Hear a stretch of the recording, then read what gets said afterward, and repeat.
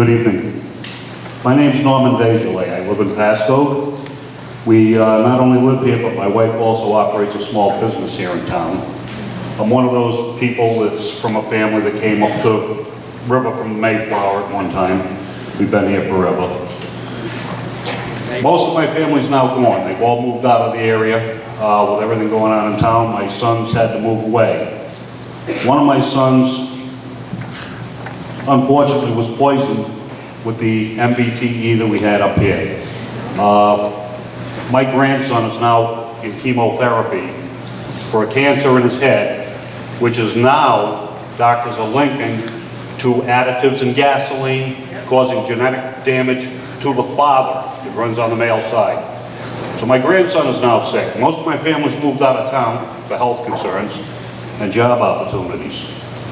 I'd like to thank the board for being here tonight. I know you have a sometimes very thankless job, and I do wish to apologize for our sudden outbursts periodically through the course of these hearings. Believe me, it is not out of malice or disrespect. We've been through a lot here. We were conned by Seabrook, and it cost us millions of dollars with no return.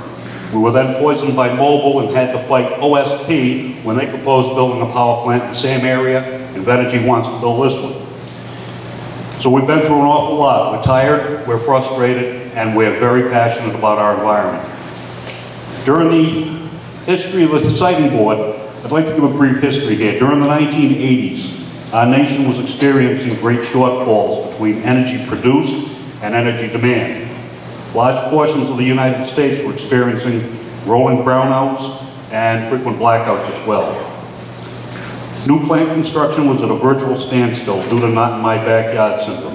The federal government urged states to take action to break the blockade and approve projects that are necessary, meet the public need, and also meet a list of criteria. This board was set up by our legislators, hopefully to be independent of political pressure. They're appointed from within the three agencies representing the board: planning, environment, and public utilities. This was supposed to create a balance. Our legislators drafted the Energy Facility Sightings Act in a way that would address future changes and events as well as the crisis situation the board was formed during. The board is not only tasked with approving unpopular projects that are needed, but are also tasked with protecting the public and the environment from projects that are not critical and will not be in the best interest of the public. In times of energy shortfalls, the health and environmental concerns carry a little less weight. But in times of plenty, those concerns must and do carry much more weight than the financial and jobs aspects. The charter under which you operate says that several conditions must be met. First, is there a need? A lot of evidence has and will be presented that shows there's an energy glut. There are 3 large standby plants within an hour's drive of here that rarely operate. I know I've been to those plants myself as a safety trainer to train people at those sites. Their biggest complaint is there's nothing to do, they rarely operate. There are many renewable energy projects coming online every day.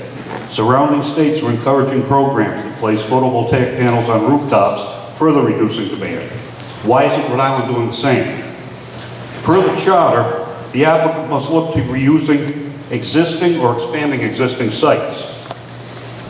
Energy states that they need to build this plant to replace older plants that will be decommissioned in the near future. Why is their first choice a pristine environment? An area where a previous smaller plant was denied. Why are they not looking at an existing site where they would at least be doing no further harm? They also have to use, according to your own charter, quote, pure, clean water.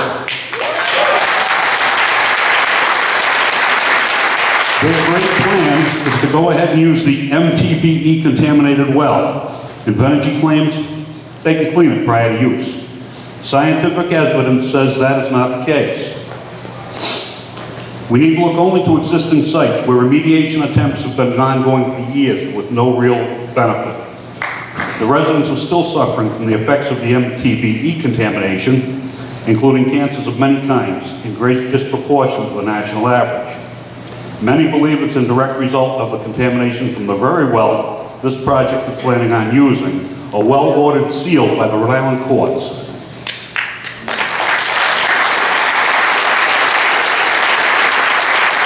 Not to mention, they want to place the stack dispersing the steam from this thing in the middle of a primary recreation and environmentally important wetlands and aquifer, an area where DEM recently purchased another 189 acres, calling it, quote, among the highest priority conservative parcels in the state. Every year I pick up my copy of the Rhode Island DEM fishing regulations. A few years ago they added a new section. It's a list of warnings regarding what lakes to limit eating the fish. Each year the list expands. Several bodies of water within the 5-mile radius of this proposed plant are now on that list. Echo Lake, Bowdish, and Indian Lake are just 3 examples.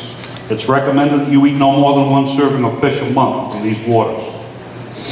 They are contaminated with heavy metals, and they're getting worse, and it's the same contaminants that are emanated from the stacks of the many fossil fuel plants we're already suffering from in the region. Are we purchasing all of this conservation land just to turn it into a toxic wasteland, or are we trying to save something for our grandchildren? There's talk of benefits of all the jobs. Again, temporary jobs by mostly out-of-state workers. That's what construction workers are. I was one of them. I traveled all over creation. I spent a lot of time away from home as an on-site safety officer. My job was keeping these guys safe on the job. We go where the work is. Force Invenergy to locate this plant where it will at least make sense. Build it where it'll do some good. The union guys will be glad to go there. And they can go with their heads held high knowing that they're not doing any damage. During times that we find ourselves today, You're welcome. during times today where we have no energy shortage and extensive environmental concerns, failure to look at expanding existing sites or existing dormant sites, lack of clean water, just to name a few, demands a rejection by this board.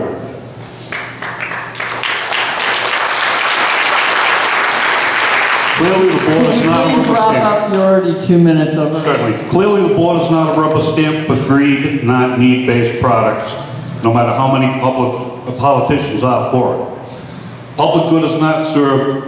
Please deny this plan.